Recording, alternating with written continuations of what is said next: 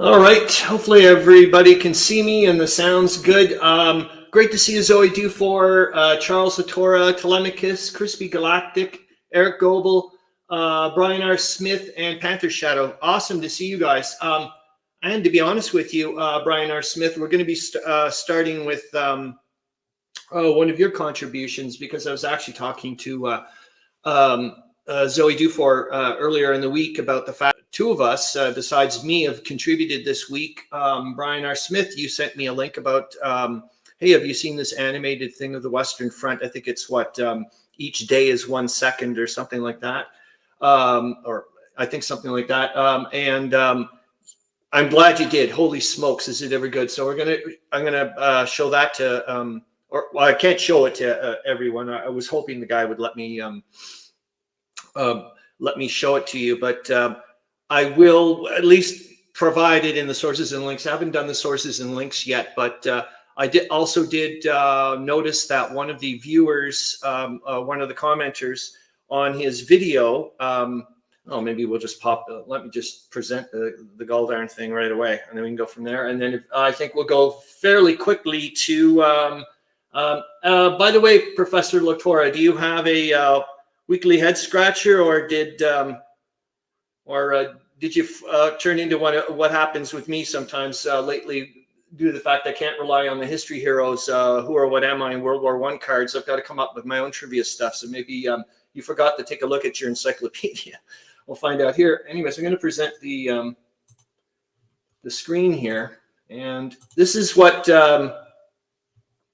Brian R. Smith mentioned to me. It is fantastic, and I know Brian R. Smith, you were mentioning that you found really interesting was the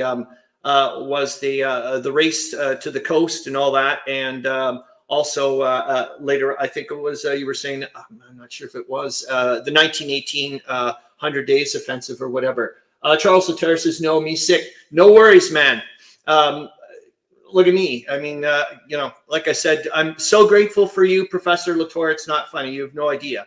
Anyways, there's a commenter on here that it is. I'm just going to say this, Chrispy Galactic. At first, I was kind of like, oh, gee, I don't really want to, you know, if this is going to be half decently interesting to watch. It is absolutely fascinating. I did take a screenshot of the person's timestamp, and I'll put it in the sources and links. Due to the fact that when you can anticipate, that's what I was starting to do. I was like, oh my God, I knew when Verdun was coming up, and I could see the the German troops starting to mobilize, like starting to concentrate in certain areas. And I was like, oh my God, you could see that type of stuff. Or the fallback for the Hindenburg line. It's so dramatic. And, I was actually talking to Zoe Dufour earlier in the week when you see, I don't know what it was called, Operation Michael or whatever, the part of the Ludendorff's final push there, the Germans' final push in 1918. And it's so dramatic as well. I mean, I was like, if I didn't know what was going to happen afterwards, I was like, well, they're going to win the war. You just see the Allies' lines just collapse in this big spearhead. It was fantastic to watch. And then they just run out of gas and so on and so forth. But it was just like, it was. So thank you so much, Brian R. Smith, for mentioning that. Like I said, I'll put it in the sources and links. The person was really nice. I went and left a comment, and they replied. So that was great. We're going to go straight off to the history heroes, who or what am I in World War I, and away we go. Yeah, we'll see how this one goes. Remember, you just get 1.4. Oh yeah, I've got my little sheet here to at least tally sheet, because I'm finding later on I wasn't doing that, and then I had to go and watch my watch the live stream later on, and it was like it's going to be a lot easier to just do a tally sheet. Okay, let me get to the first banner here. This is your first clue. Who or what am I? Well, it's obvious. It's pretty darn obvious. It's going to be a who, and I'm going to put it in the. Hold on here. I'll put it in the comments. So although I had no hair on my head, I sure could grow a beard. Who am I? Well, there you go. All right. And hopefully you're, nope, I got to pop you in there. Sorry. There we go. I was in the banner section, so I was having a hard connection fit there. All right. I'm going to also show you. So now, oops, I hit the wrong, sorry. Yes, I got it. That's what I was doing wrong. There we go. And then I'll put in the, there, we're good. And although I had no more hair on my head, I could sure grow a beard. You can see that. Good. Okay. I'm going to show you what all the things I would like to talk about this week, this week. And I don't know if we'll be able to get to it, but hopefully we will. So I'm going to get to the window. And we'll see what we can do. I hope to goodness that William Arends shows up pretty soon, because he's a big chunk of this. And this is it here. And I hope to God he's not going to kill me. Hopefully you guys can see. I'm just going to get rid of the banner for a second. So these are some of the, hopefully all the things I would like to get talking about. Comments, so you can see here, boink. Oh, great to see you, Meandering Mike. Says, sorry I'm late. I had this stream open, but didn't kick in. No worries. I've done that before with the Not Jay show. My God, I'm like, why is this taking 20 minutes to start? And I'm like, anyways, I hope to goodness that William Arends does show up, because he's the second big contributor. And what I was mentioning with Zoe Dufour earlier in the week, I want to ensure that, I can actually do this, can't I? I think that's not too bad. I want to make sure that the contributors for this show get precedence, so they'll jump the queue as far as I'm concerned, because that only makes sense. So that's why I'm hoping to goodness William Arends shows up. If he doesn't show up, we're still going to do his stuff. And I hope to goodness he doesn't kill me. But I didn't know what to call his weekly thing, so I was either going to call it the Arends Angle or the William Winkle. And I found out that Winkle is a German word for angle. I was like, oh my God, he's probably going to kill me. Anyways, we're going to go to some of his stuff, and we have to, he did 2 bits. Actually, he went way over what I expected. I honestly thought William Arends was just going to translate some headlines from the Berliner. And he went in and just started looking into certain articles and finding out which ones he thought was the best, and made some commentary. And I was just like, wow. Zoe Dufour says, it did not, I did that to me last week too, Mike. Okay, there you go. I'm just absolutely dumbfounded. I ended up actually, well, we're going to go to it right off the bat. I'll give you a second clue, and then we'll go into what the little video that I made this morning, because like I said, he put in so much material. It's like I'm not going to put in that bit, but we've got, oh yeah, look at all the stuff I would like to talk about today. You see number 3 there, suggestions for people that want to branch out beyond risk. That was due to Chrispy Galactic. I was having a conversation with Chrispy Galactic after last week. And I was like, okay, let's pop that into the live stream thing, because he was saying, hey, my family and I want to get go beyond risk. Do you have any ideas that are not too difficult and are not going to break the bank? And I was like, well, this is not my forte. I gave him a few options, actually. The risk one, I said, maybe try the risk Europe variant. I've heard a lot of good things about it. I've got upstairs. It's not a fortune. And then I also mentioned Undaunted Normandy. I've not played that, but I know it's super ultra popular. And I think I also mentioned Memoir 44. So if you guys know of anything, please pop it in the comments thing of like, yeah, this would probably be a half decent thing and it wouldn't cost you a fortune kind of thing. So that was one. At 1:30 in the afternoon, I've got a talk that's going to be on Belgian armored cars. That's going to be freaking amazing. Cool, Chrispy Galactic. I also want to bring up the Wesley Lives Says podcast on Verdun. It was really good, especially about, you are going for it, Chrispy Galactic. Cool. I've heard a lot of good things about Memoir 44. Anyways, and the neat thing was it goes into about garrisons and so on and so forth, which I thought was kind of cool due to the fact that Clark Commando 1983, earlier in the week when he was looking at the Weltkrieg rules, noticed that you could strip off your troops of garrisons. And he was like, oh, I don't know why they would do something like that. And then I'm listening to this podcast later on in the week here, and they're talking about the French preparations around Verdun and how inadequate they were and so on and so forth. And at what point they actually were going to strip the garrisons bare and so on and so forth. And then hopefully we'll go off to BGG and type in just Verdun. And you wouldn't, oh my gosh, wait until you see the game I found. It is amazing. Also found out about the Fokker Scourge. He was back in 1915. So all this buildup of German planes that are supposedly going on. Good morning, Mini WarMutt. It is fantastic to see you. Please let us know what you're up to. And then I ended up finding this YouTube video on how a biplane works. It's specifically about the Fokker D7. So there's some slight differences, like there's a lot less wiring and so on and so forth. But it'll certainly, it's about 18 minutes. It's really, really, really well done. Then great, we've been talking about Azurum off and on now. And like I said last week, and yet again about the fortresses all around Azurum. And this week in the Great War channel on YouTube there, Indy Nidell goes through a nice big piece on Azurum. It's really, really good. So if you guys pop that in the sources and links, I haven't done it yet, I'm sorry. That is also a darn good little video. The guy has hardly any subscribers as well. Inventors in the Trenches, focus on Australians. It's really good.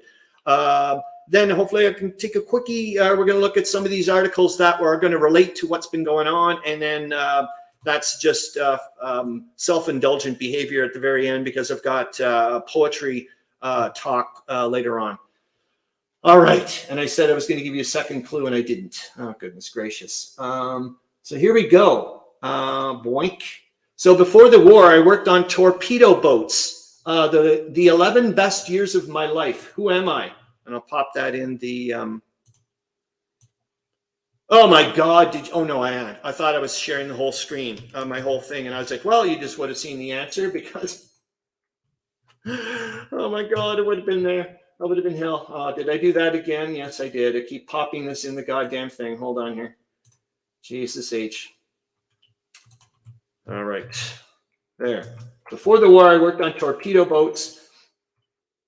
And the best 11 years of my life. Eric Goebel says, any of the Axis and Allies reprints from Renegade Games is a good step up from Risk and a good price point. Okie doke.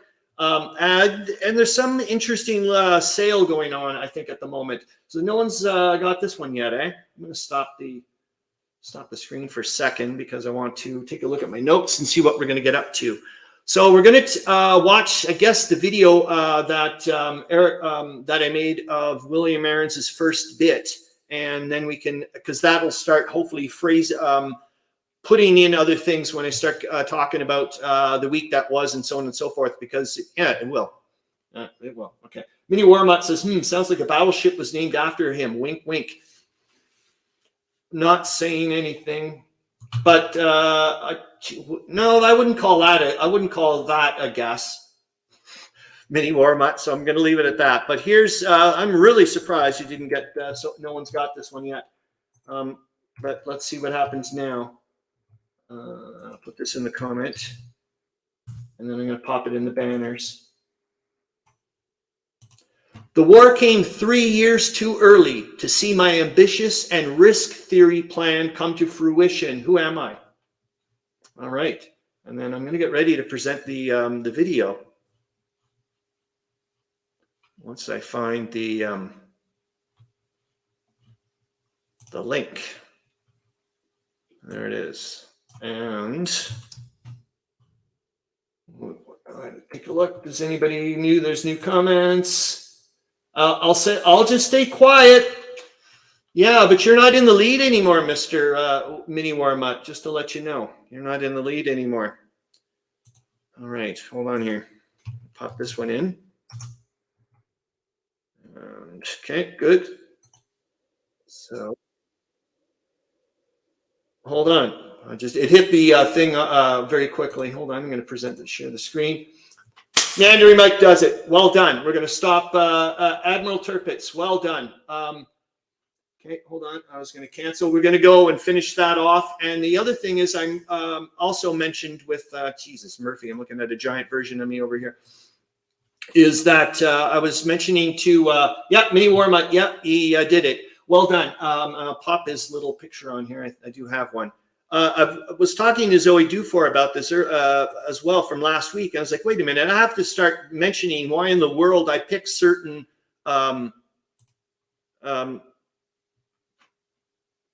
certain clues. I'm like, like why in the world, so there we go. Hold on, you haven't seen it. Chrispy Galactic says, nice job. You're darn right. I'm going to get rid of the, well, I'm not going to get rid of the banner. So put the other couple other ones in. My policies and actions this year will have a profound impact on the course of the war, but I can still present him and you don't have to see me. Hold on. Now that's Animal Turpit. So I think you can see why I said that he can grow a beard.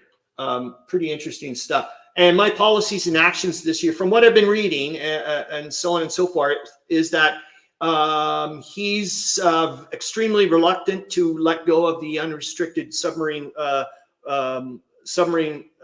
warfare that resumed.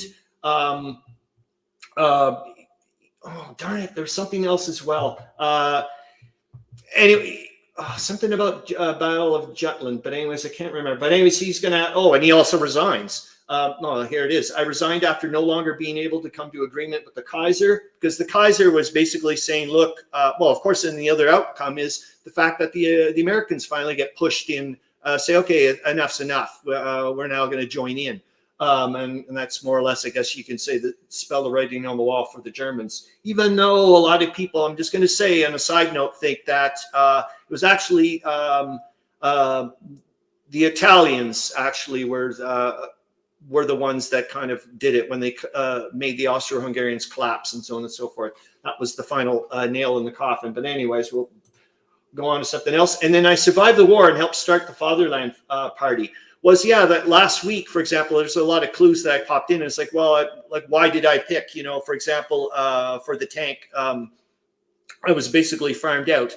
And from what I was reading, it was originally basically someone saw a Caterpillar farm tank from the States or something and said, holy cow, let's mount a bunch of guns on that and put some armor on it. And maybe that'll help things out. He grows 2 beards. Yes, I know. It almost reminds me like he's like an earwig or something. That's my beard. Yeah, it is. It is, or it was. I don't know if you are going to do that. You love the trivia. Excellent. Okay, so I'm going to stop the screen. I'm going to get rid of the banners. And then we're going to go quickly to the Gal and Guy of the Week. So I don't forget that. And then we're going to go to the William Arends stuff. And we're doing really good, actually, 17 minutes. I keep thinking, and I was also yet again talking with Zoe Dufour earlier in the week and mentioning that maybe I'll start reprioritizing what we put in, in the queue for the hour. So that way, if people are really more interested in the war summary or whatnot, I'm not going to rush it and so on and so forth. And we can put more of the, extravagant stuff at the end or whatever. But anyways, I'm going to pop in the Pinup Gal, and I just want to make sure that I can. That good? Yeah, I really want you to see her, and then not him so much. You guys can see her, and then I'm going to go to the banners and tell you who she is. So a young woman and an old man work together to sew the canvas which covers pipes between the decks of a ship in a naval dockyard. I just thought, like I said, I'm liking this because it's sending me off into some interesting little areas. So, and then the Pinup Guy. And like I said, this is another contribution. This is a contribution from Meandering Mike's suggesting this. So in this one I really found rather interesting. So this is a signed photograph of a man in civilian clothes. But when you go and look at the credits, here I'll put him. I'm not kidding. When I went to look at the credits, there's no credit for the photographer or anything. It's like, say what? So I found that really interesting. That that's the title of the thing, but yet there's nothing there. Okay, so I've got that. I can go to the comments. And there, we're back to that. I can get rid of you. And then now we're going to that proper video, I think, because we haven't watched it yet. Okay. Goodness gracious, I'm getting sidetracked. Okay. All right. And I'll bring it right back down to that. And then I'm going to present the screen, and then I'm going to be quiet. Share the screen. So like I said, well, I'm going to shut up. Myself will tell you what's going on. All right. Yeah, I decided to record the first bit that William Arends that you sent us, so that way I can try to, well, first off, give my voice a little bit of a break and see if maybe this will enable us to get more material in this 1 hour. So, and also, obviously, I'm going to say yet again, thank you so much. It's not funny. So here we go. I'm going to go straight off to the screen. And there we go. So yeah, I picked the picture on the left-hand side there of Kaiser Wilhelm II and with King Ferdinand of Bulgaria right behind him. I thought that was kind of fitting. This is them in Niš, I think late January 1915, but I know it's in Niš, Bulgaria. All right, so here we go. And the first bit here is William Arends talking, writing out, and then we're going to go off to what he translated. I decided to translate the first dispatch of the 10th of February 1916 paper, which happened to be a meeting between Kaiser Wilhelm and the King of Bulgaria. I realized this meeting is of little historical importance, but the more I got into the translation, the more I felt that it is important to see the way that these particular crowned heads heaped praise on each other and still considered that they ruled as in the medieval style of the divine right of kings, with little regard to the suffering of the soldiers on the front and the economic deprivations that the war was causing on the home front. So here it is. The day of the Bulgars' visit to the headquarters. Today at breakfast in the great headquarters was found His Majesty the King of Bulgaria. In his honor, Our Majesty the Kaiser gave the following toast. Your Majesty, from the soil of Germany and in the name of its armed forces and people, I call forth a heartfelt welcome. As was our meeting in the bloody extended clearing of Riche, that still stays with me unforgettably and will live on in the history of Germany and Bulgaria as a visible expression of our brotherhood in arms. Thus do I view the visit of Your Majesty today as a symbol of the cohesion of our Reichs. This cohesion happens not only through our true political and economic cooperation, but also through the reciprocity founded in sympathy, attention, and confidence. A confidence that is consecrated through the presence of blood that the sons of both our peoples together in battle for joint idealistic goals have shed. May I say that the Bulgarian people, who are privileged to be under the wise and far-sighted leadership of Your Majesty, are acquiring an accumulation of power that will secure both the present and the future. I hold up my glass in respect to the victorious Bulgarian army, the noble Bulgarian people, and their enlightened leader, Your Majesty, the Tsar of the Bulgarians. Hurrah! After this, His Majesty, the King of the Bulgarians, answered, with rightful joy have I undertaken the travel to this place, to see Your Majesty and to bestow on your field marshal staff yet again the expression of my personal thanks. Deep feelings have been moved in me from the gracious and meaningful words uttered by Your Majesty. It was a special compensation that redounds to your honor here on German soil, Your Majesty, along with the highest military leaders, the unconquerable German troops at this German headquarters, with my upright admiration and thanks for what these unequal German people have brought into being in this glorious place. The gracious visit of Your Majesty in Riche was immortalized with golden letters in the history of the Bulgarian people. It was a day that began a new and promising future full of meaning for the ever more united Bulgarians. I am also proud of the mutual bloodshed in establishing this brotherhood in arms on behalf of our common political and economic interests. May I say that the noble and brave Germans are privileged to be under the sublime, firm, and far-sighted leadership of Your Majesty, who's been forced into this fight to the finish, so that the power and the security of the German Reich will be ensured for all time. I raise my glass in honor of the victorious German people and their enlightened ruler, Your Majesty, Kaiser Wilhelm. Hurrah! This being my first attempt, no, obviously we're going to William Arends now. This being my first attempt at translating in many years, I thought it best to start with translating the first article on the first page. I believe it is right to begin with the words of the ruling class, since so much of the war was begun by them and continued on their behalf beyond all reasonable limits. I will now turn my efforts to the events closer to the ongoing diplomatic efforts, the various fronts of the war, and the trenches. Fantastic, William Arends. Thank you so much. And off we go. I'm going to hit the end, and that's that. Talk about nice. That's all I got to say. I was like absolutely astounded. Now we're going to go just oh, goody. I'm glad you liked it, Chrispy Galactic. So I'm going to present the screen again here so we can go off to Verdun land. Oops. So what I did, yes, thank you. Wait till you see what ends up happening next. Meandering Mike with it because he grabbed a couple of articles, and the thing that I loved about it, oh yeah, I got to remember to bump this up, is that what he wrote in it, oh God, I loved it. I'm just going to say this, is the fact that because I started questioning what he wrote, and which was good because I was like, okay, you're questioning things, Chris.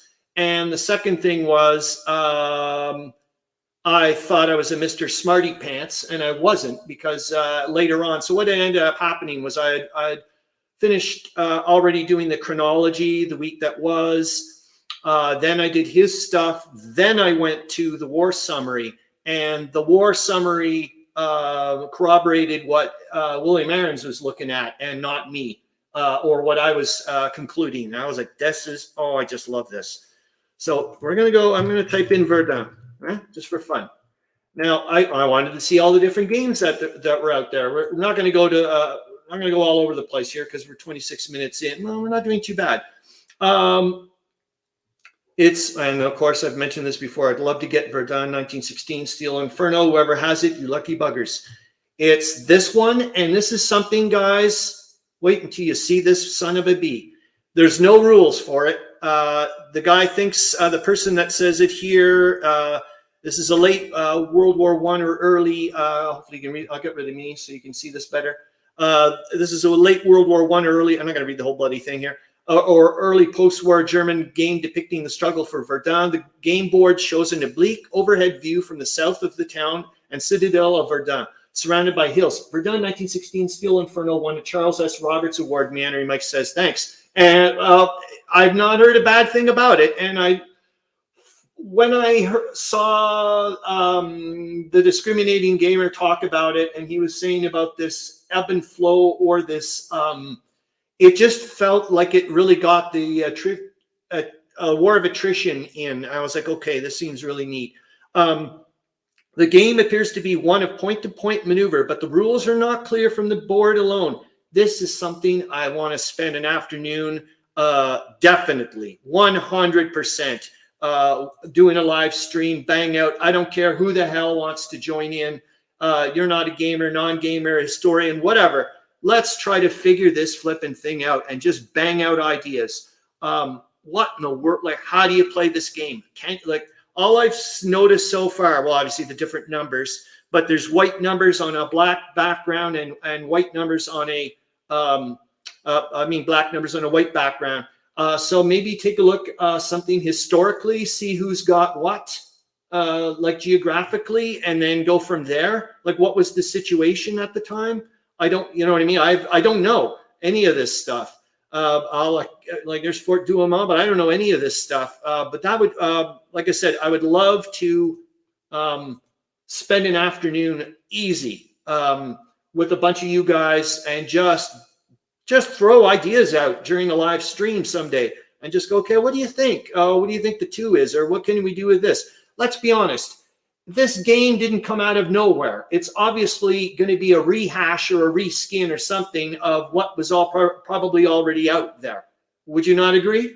That's where I'm going with this. All right, so I'm going to just pop me sideways for a second because I wanted to show you the next thing that I found because of that game. And because I wanted to find out more about that game. And so I just went on the search engine and typed in all kinds of stuff and couldn't find it, but I found this. You guys can see that. And I'll get rid of me. And so I just, can you please? All right. And it's this thing. It just says the game that flourished in World War I trenches. I was like, oh my gosh, I'd like to find out about that. And then it's something I can't pronounce in German. And then they continue going on and on about it here. And there, Munch or whatever. You can purchase it. And there they are playing it. And then where does it go? And I went, oh my God, you've got to be kidding. There's Patoli. There's Patoli. It's one of my favorite games. I was like, oh my gosh. So maybe, and it says it's a variation of Ludo. So maybe you guys know about this type of stuff. I don't. So we're going to stop the screen for now because I don't need to show you that bit. Because we're going to go to, I've done the Verdun stuff. I've done that. Okay. We're going to go and take a look at William Arends' second bit of stuff. So let me pop that. Let me see if I can get that in properly. Hopefully I didn't screw this over. Wardrobe plays World War II. Good to catch you live again. Great to see you. I hope you're doing well. And believe it or not, Wardrobe plays World War II. I did track down the comments. I just didn't post them. Of Dave Schroeder actually talking about him wanting to make Der Weltkrieg competition to Europa. I've got that actual quote of him and whatever. So I was like, okay, next time I run into you, I wouldn't mind mentioning it. So I wanted to go to William Arends' stuff. All right. And let me see if I can present this nicely. So this is William Arends' stuff. I'm going to put me in. Please let me know if it's too small or and all that type of stuff. I'll start reading it. And like I said, well, you're going to see the question marks and so on and so forth. And I went, no, William Arends doesn't know what he, Hex to Hex. Morning, great to see you. Please let us know what you're up to. Anyways, like I said, I was questioning what William Arends is, and like I said, I thought, oh, I'm being Mr. Smarty Pants here, like, oh, you know more about whatever. And later on, no, the war summary corroborates actually what William Arends was looking at. And I was like, oh, God, I love this stuff. Anyways, here we go. This headline is about the fall of Tirana, Albania to the Bulgarians, is followed by very disjointed and multi-sourced accounts of the war in the region of the Balkan Peninsula.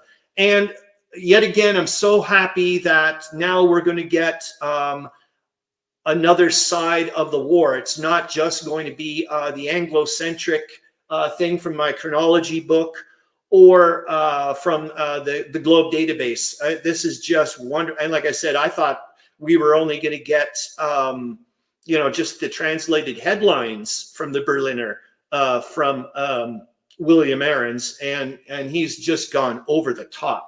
Good morning. Great to see you, Richard Champion. Please let us know what you're up to. And also, please, if you can, put in on the comments any World War I related game you've played so I can add it to the list. We're kind of doing like a gameography, I guess it would be called. I don't know if that's a word. Anyways, the cities and areas in the report about Albanian locations are easy to find, as is Corfu, the town of Sideri, and the coast of Epirus. I tried but could not find the location of either the island of Bidu or of the towns of Luthma or Luritos or something. Ludography, thank you. If that's what you're, is it a real thing? Because I don't know with you, Meandering Mike. You love to play with my head. So I'm like, and I'll just go with it, as you know. Anyways, here we go. So here's what he translated for us. Okay, thank you, Meandering Mike. Berliner, 10th of February, 1916, headline, Tirana in the possession of Bulgarian troops.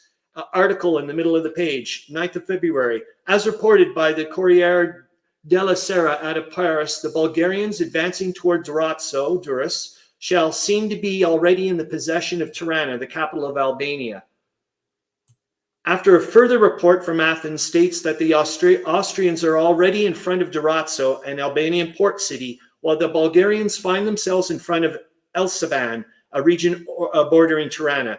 Tirana has already been taken by them. However, this situation has transpired. Now new battles await. Paris, 9th of February. Meandering Mike says ludography, plural ludographies, a curated list of games. Cool. The journal has reported from Athens that 20,000, this is it. This is where I went, okay, what the hell is he talking about? He's wrong. Or he doesn't know what he's talking about, or I'm going to correct William Arends. I'm like, no, you're going to get corrected, Chris. The journal has reported from Athens that 20,000 Serbian soldiers were taken there, Albania, and they were due to be transported to the island of Corfu. The journal has, and I just thought, no, he got it wrong. I mean, they're just being that's what they're doing. The Serbian soldiers are going to Corfu to get refitted and then go back out. The journal, and he got it right. The journal has also learned the following from Athens. This is that Ifet Pasha and his crew are expecting the Serbs' arrival in Corfu. The Greek newspaper Athena reports, the French who themselves are spread along the coastal lands of the Balkan coast of the Ionian Sea were being blocked by the use of wire mesh deployed by the narrows of Corfu. This wire mesh is stretched in a northerly direction from the endpoint of Sideri and by the Luthros island up to the coast of Epirus on the mainland. The outer stretch of the mesh then covers from Luthma up into Luritos in Epirus. If a ship should pass through the narrows, causing a partial removal of the mesh, then that steamer passes under or to French control. This pass through is only allowed during daylight hours. On the island of Bidu, where the Serbs are to be subordinated, the French are deploying heavy guns. In the new fortress, a complete French battery is being placed. Translator note, I find it interesting that according to these dispatches, sorry, I have to get rid of a thing you can't see, the main combatants in the region of Corfu and Epirus, northwest Greece, were the Turks on the Central Power side and the French on the Allied power side. Of course, much of this view of the war relies on the actual situation on the ground rather than any confusing report released to the public. Woof. Okay. And you're going to see in a minute, hopefully I'll start popping it up here. I just want to make sure that I'm not, I'm going to grab my glasses. I haven't popped my glasses on in a dog's age here. Okay, we did that. I've done the thing. We've done that. We're doing not bad, you know. Now we're going to take a look at some of those little things which I think are going to eventually lead to what William Arends was talking about with this POWs and whatnot, about transports to Serbian troops to Corfu with the Austrians and so on and so forth. Let me get to the pic. It would actually be pictures. So like I said, I transferred, went off to that thing. So here we go. I'm in the wrong spot. And now we are in the good spot. It's going to be, it's not a great looking, it's not a great looking pic, like you're going to see. It's a scan, so it's in really rough shape, but I'm hoping that you can somewhat read it. We'll see. And it's about the that ship, the APAM or the APOM or whatever, that was like, hey, I don't know what they're talking about here. So there you go. APAM passengers. 7th of February, yeah, remember we were talking about this for the past few weeks, that it had been towed into some West Virginia port or something like this, and I was like, I didn't know anything about this. 150 passengers originally booked on the British steamship APAM for passage from West Africa to England, whose voyage was interrupted when their ship was captured by a German cruiser and taken to Newport News, sailed from here to today on the Holland American steamship Noordam for Falmouth. The Dutch flag is the fourth they have sailed under since they left Africa. They were under the Stars and Stripes when they were brought here on an American ship from Newport News. All right, and then I wanted to show, let's see what else I can pop you in pictures-wise. This one, I don't know if any of you guys know this. I'm sorry if you find this self-indulgent, but it's this is a passage from the book Storm of Steel. It's just this bit here. I'm not going to read the whole thing out here, but it's this, and all the time, the curious canary-like twittering of dozens of fuses with their cutout shapes in which the trapped air produced a flute-like trill. They drifted over the long surf of explosions like ticking copper toy clocks or mechanical insects. This is from a passage of the Storm of Steel book, which I find absolutely fantastic. I'm like, so it sounds like these some fuses, I guess, are like flying by themselves in the end. I guess once the bombs have exploded, I don't know. So if anybody knows of where I could hear these things, I would love to know. Well, I'd love to hear, is what I'm trying to say. Yeah, like I said, this will be the timeline that I'll pop in for the, and like I said, well, that person, you can just go in the comments when I go and put in the sources and links for that video that of the Western Front, where I think it was each second is one day animated film that Brian R. Smith mentioned to us. And please, go take a look and take a look at these timestamps, and you're going to go, holy smokes. Wait until you see, like, for example, when they were withdrawn to the Hindenburg line, you're like, what in the world's going on? And you'll see like all the, each side's troops starting to concentrate and so on and so forth. It was just, I'm going to watch that one over and over and over again. It is just awesome. This one is like, I'm going to show you very quickly. So I'll be going to this at 1:30. Well, the talk at 1:30, you guys can see that.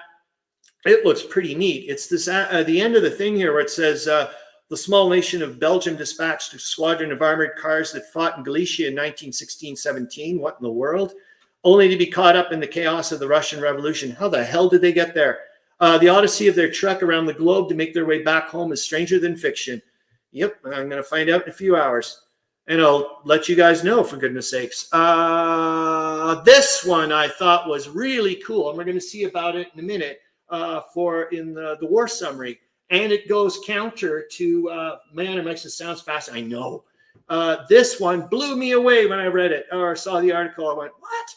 And, of course, it goes against Der Weltkrieg. But I'm like, tough. But it's going to connect the dots to other stuff we're going to see later on with the war summary. I went, whoa, this is so neat. Is the short line railway from Petrograd to Soroka on the White Sea, a distance of 530 miles, has just been completed. In the middle of winter, you're not allowed to build any. Well, actually, I don't know if you're allowed to build any rail during the winter. I know you're not allowed to convert any rail during the winter in Der Weltkrieg, so I would assume you're not allowed to do that as well. I'm being a little whatever. But you see this bit here?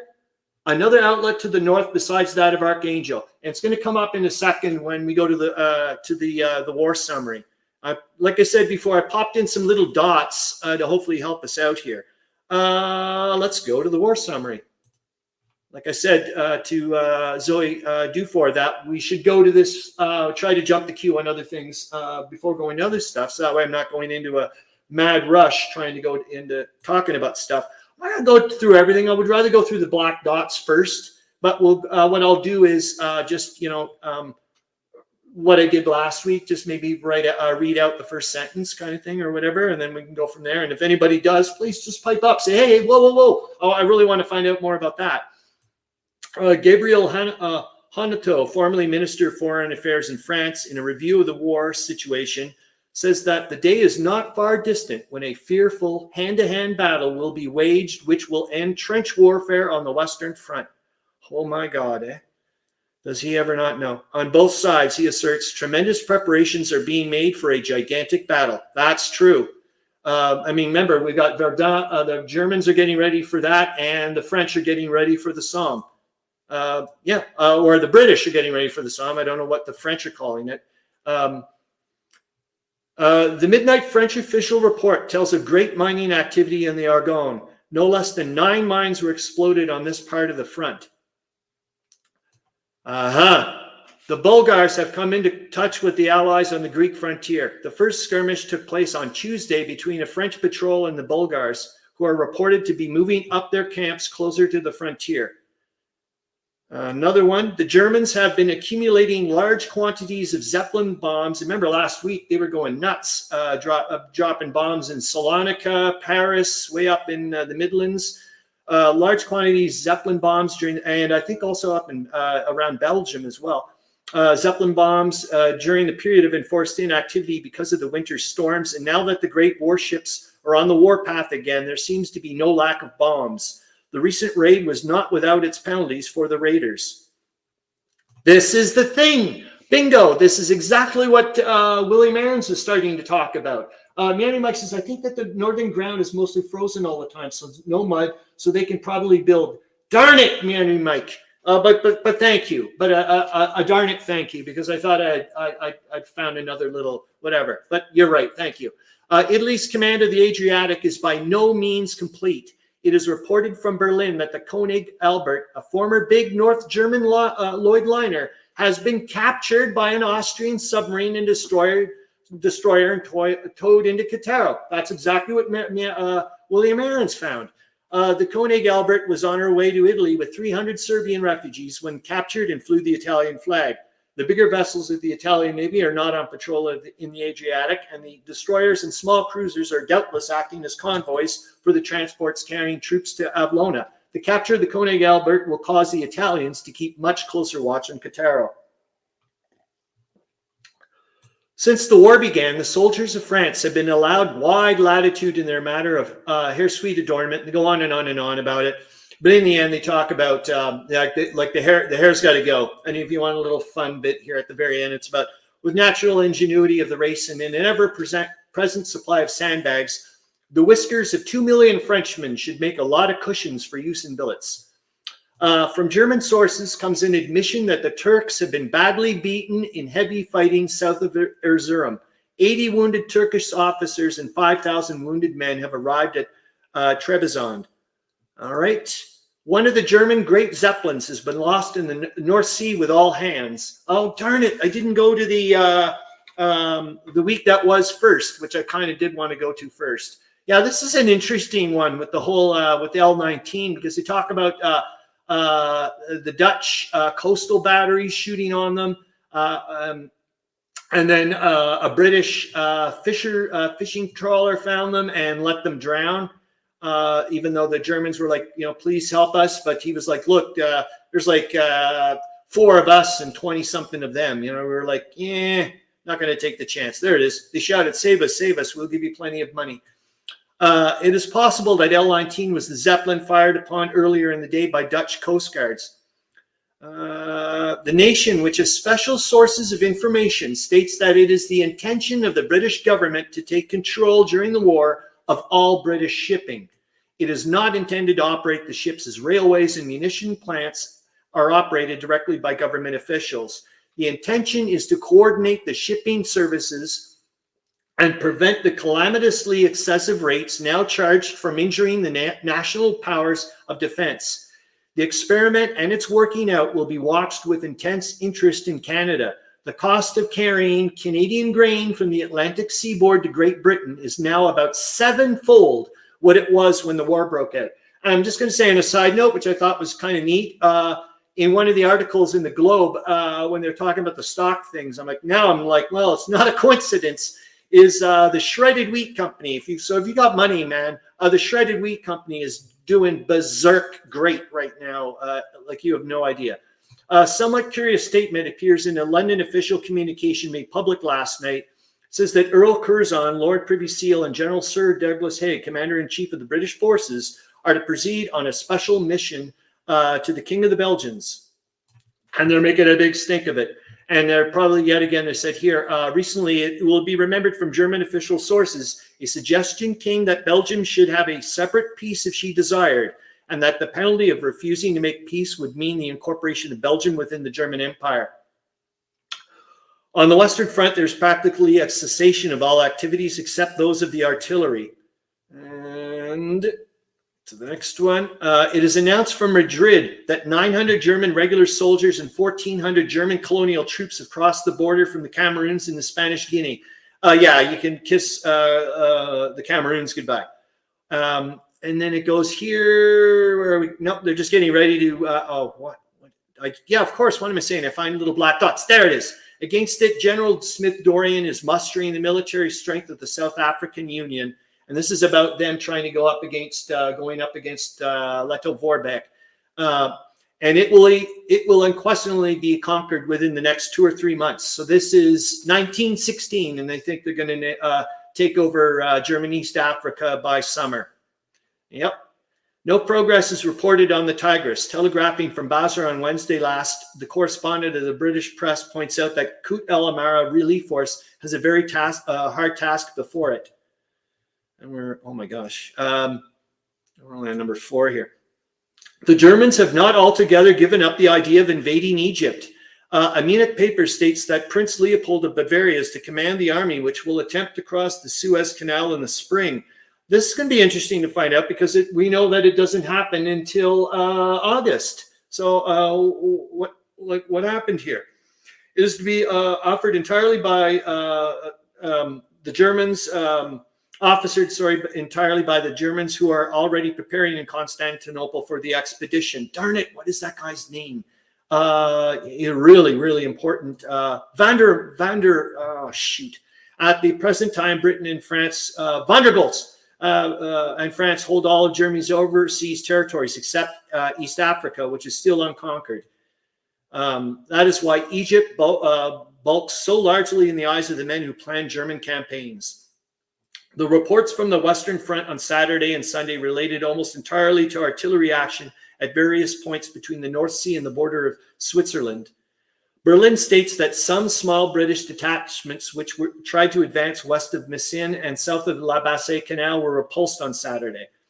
A dispatch from Rome asserts that the chief arms factory, and this is a biggie, in Austria, the Skoda works at Pilsen, Bohemia, has been partially destroyed as a result of an explosion, which occasioned a loss of 195 lives. Should this dispatch prove to be well-founded, the loss to Austria will be great.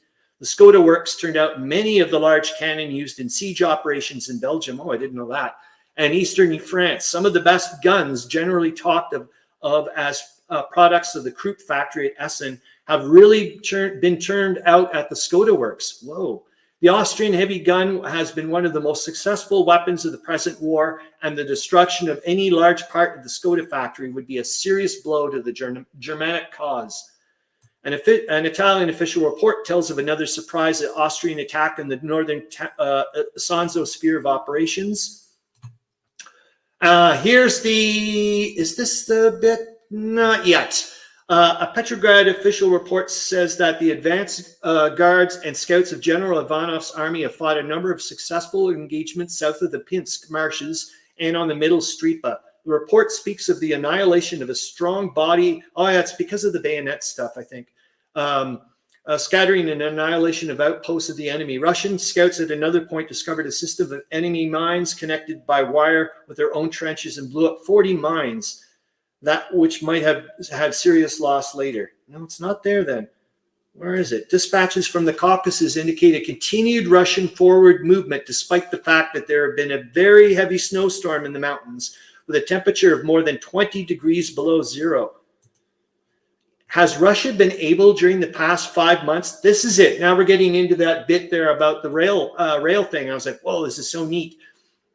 Has Russia been able to, during the past 5 months, to accumulate fresh supplies of guns, shells, rifles, and small arms ammunition to take the place of those lost in the operations of last summer?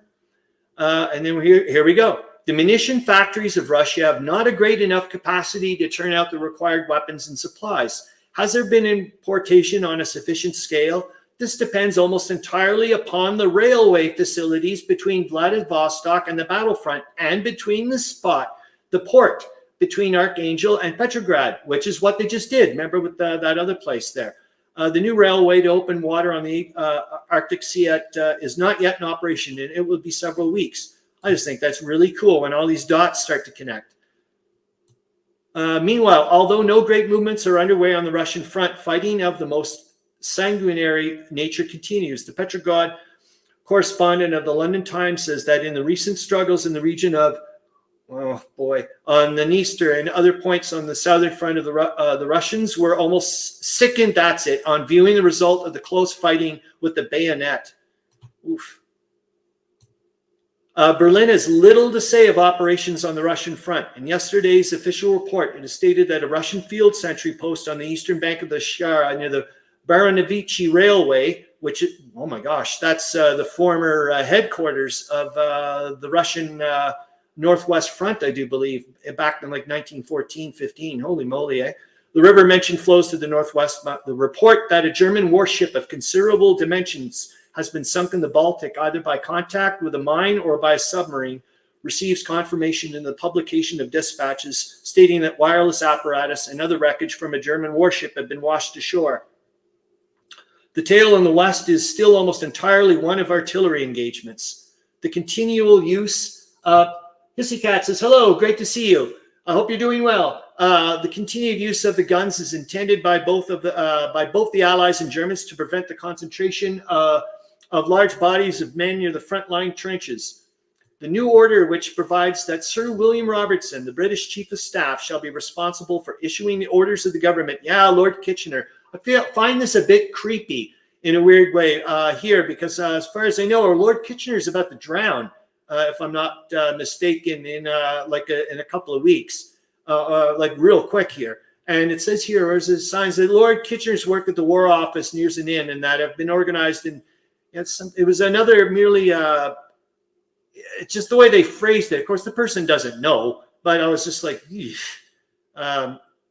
then Lord Kitchener, he may have indeed be responsible for saying that. But yeah, okay. So Kitchener, no doubt, considers that the work of I think as far as I know, he goes. He's going to drown in a ship up in the Baltic. The call issued by the government of Greece for the return of the colors of all Greek reservists of the classes from 1892 to 1914. Yep. Like you're going to go. I wouldn't. Well, I guess you would. I mean, if you're patriotic and you got your family there. From all possible sources of information comes confirmation of the recent statements of Dutch correspondents and aviators of the Allies that a great concentration of German troops, and we know in about a week or two it's going to be the Battle of Verdun is going to start. The new attack will not come as a surprise. The Allies have had ample warning and tremendous expenditure of shells, which continues day after day. I wonder if when we hear about all these artillery shells, going, if they were, that's trying to soften people up. I know there's one spot here they were talking about. I don't know if we're going to find it. We should be able to find it. They start talking that the Germans are able to hit very long distances and are starting to nail some of the rail spots. Hissy Cat should have taken these swimming lessons as a kid. Berlin states, because you're getting ready for swimming, I'm assuming, or something. Berlin states that the Russians are again on the move in Galicia, or you were taking lessons late last night. Again on the move in Galicia, northwest of Tarnopol, they attacked an advanced Austrian infantry position and captured it. In a dispatch regarding an action off Durazzo between a British cruiser and a French torpedo boat, I just thought this was interesting. If anybody, it's this one. It's where we go to the Bahamas. Meandering Lakes, California floods. I didn't know. And in dispatch regarding an action of Durazzo between a British cruiser and a French torpedo boat on the one hand, and some Austrian destroyers and a submarine on the other, in which the destroyers and the submarine were driven off. Oh, God. Colonel Ruppington, military correspondent at the London Times, states that the Germany's field armies total 3.6 million. Her casualties have been 2.7 million, and her reserves still available for service number 2 million. The resignation of General Smith Dorian from the command in East Africa because of ill health is announced. And then they talk about General Smuts starting to go towards East Africa. Petrograd announces that the Germans are beginning to make use of this is it here. The heavy artillery they have been emplacing for some. No, it isn't. This is the Eastern Front, because I want to talk about the Western Front one quick. The Riga-Vinsk Front. Strategists of the Russian War Office express a belief that the German position on the west and south of the Vienna, all the way to Vinsk, to the mouth of the river, as far as Mitau, will become useless when the spring thaw begins. Interesting. There you go, Meandering Mike. Maybe that's corroborating your thing about once the ground starts to thaw, they can't move, so they're moving everything like a mother now. The Germans dropped 7 shells from a long-range gun in Belfort and its outskirts yesterday afternoon. The weapon used must be in place somewhere in the vicinity of Altrich, almost 20 miles away. So that's, goodness gracious, what's that? Almost 2 hexes in Der Weltkrieg. That's impressive. The French to the east of Belfort firmly hold the crest of the range and on the eastern slopes, and no gun great enough to drop shells into Belfort could be mounted in the precipitous spurs of the Vosges near the frontier. These remarkable instances of accurate long-range shooting bring up the question recently raised in the British House of Commons as to the possibility of the Germans securing naval ascendancy by placing those types of guns in. What is it that I wanted you guys to see? Because this is it, and this is why we'll stop here, more or less. I thought, who knows? Maybe if somebody has like a nice little World War I rule system, maybe you can use this, because I doubt anybody has this scenario. inquiries made by cable of the authorities in Bermuda and elsewhere failed to bring any confirmation of the story that the British cruiser Drake had captured the German cruiser Rune after an engagement in the North Atlantic. The Rune and the Drake would be fairly matched antagonists. Hex to Hex, Charles Latora is not feeling well. Engagement in the North Atlantic. The Rune and the Drake would be fairly matched antagonists, save that the Rune with 4 8.2-inch guns would be able to discharge. I'm not going to read the whole thing. But I thought maybe that'd be an inch. Oh my God, William Arends. Yes, you did miss your live stream. And you were like a monster part of it. Well, I'm going to stop the screen. Yep. William Arends, you were a monster part of it. That's all I got to say. You're going to have to go and watch the live stream because this is what I'm doing, William Arends, for everybody. Well, it makes 100% sense. Like I've said before, this is our live stream. So everybody that contributes jumps the queue on everything. That's the way I'm looking at it. And yet again, thank you so much, William Arends. Okay, we're going to stop this because it's going to be specifically for you. William Arends. Yes, and Meandering Mike says thank you. Is this, and you're going to have to, I'm just going to say, I'll give you first choice, and William Arends, or you could say the third choice, which is no choice. Don't pick either. I wanted to come up with a silly little, well, not a silly name, it's just the way my mind works. I always have to try to do things like this. Charles Latora has been listening, but yeah, we know. Chrispy Galactic says, super stream, great, thank you. Is that, I want to either call it the Arends angle, your weekly bit, or the William Winkle, because as you know, Winkle is the German word for angle. All I'm going to say this, William Arends, is your second contribution there when you were talking about the capture of Serbians from Austrians going to Corfu and stuff. And I was questioning what you wrote, and afterwards, you were corroborated by the war summary multiple times, and I was just like, "This is amazing!" And how in the world I wouldn't have probably not even have seen that wouldn't have popped up. I just would have zipped right through. And how in the world you would have decided? By the way, I find this of interest, and I want to share it with everybody else on our live stream. Impressive. That's all I got to say. Oh my God, Clark Commander 1983, you make it wicked, wicked, wicked. And you were mentioned as well, oddly enough. So there you go. And sadly, the Clark Commander 1983. I'm just about to stop the stream, but I'm super glad to see you.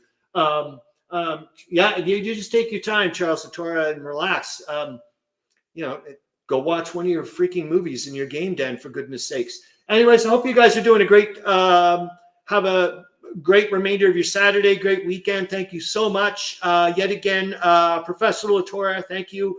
William Arends, thank you so much. Meandering Mike for your suggestion about the Pinup Gal Guy of the week. Everybody that can just pops in here and just provides motivational energy every week. Thank you so flipping much. It's not funny. Clark Commando, hello everyone. I watch you. Yes, you did. Eric, Global, great show. Thank you, sir. Well, you're part of it. Anyways, thanks again. Have a great week, and that's all. And I will, like I said, I just didn't do it yet. I'll put in the sources and links type of stuff. Okay. Hope you're having a great time. See you. Bye.